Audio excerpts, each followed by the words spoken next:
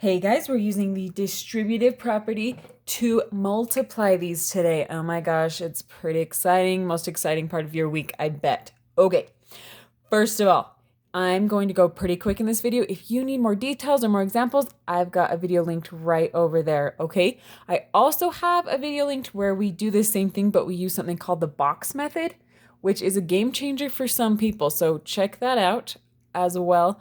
Also, if you need to do the opposite of this, if you need to factor, I've got a video linked over there. So let's get started. Okay, we need to multiply these. Now, normally following the order of operations, I would add and subtract these first since they're inside parentheses. But since they're not like terms, I can't. That's my problem.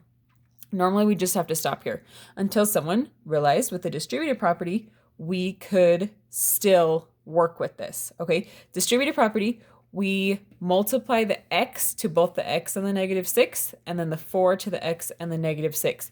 Just making sure everything gets multiplied to everything else, okay? So one way to remember this is FOIL, which just means first, outside, inside, last, okay? So how does that work? First, we're gonna multiply x times x, which gives me x squared, okay? Next, I do the x times the -6. Don't forget the negative. That gives me a -6x. All right, now we are on to the 4. So 4 times x gives me plus 4x. 4 times -6 gives me -24. Okay, almost done. I just need to combine my like terms now, which are those two guys. So now I've got x squared. -6x plus 4x gives me -2x. And then I've still got the -24 on the back. And you are done. You multiplied. Good job. All right, what happens when we've got something sticking on the front here? Well, there's two things you can do. You can either multiply these together like we just did up here, and then multiply it by the 3, or multiply by the 3 first and then multiply those two together. So either way, you'll get the same answer.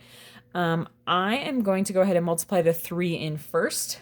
So we're just distributing that in like that. So I get 3x plus 6.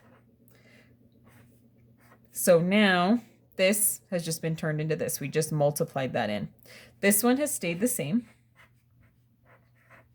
Now, if you're asking, why didn't I multiply it to that one as well? Well, now that it's been multiplied into here, and I'm going to multiply those two, it's being multiplied to everybody. So now I'm going to do first outside, inside, last. So 3x times x gives me 3x squared. 3x times -5 gives me -15x. 6 times x gives me plus 6x. And 6 times a -5 gives me -30. All right, almost done. I just got to combine my like terms. So I will have 3x squared out front still. -15x plus 6x gives me -9x. And then -30 on the back. All right, we're done. Good job. Get your homework done. Go to bed and have dreams of math that are nightmares.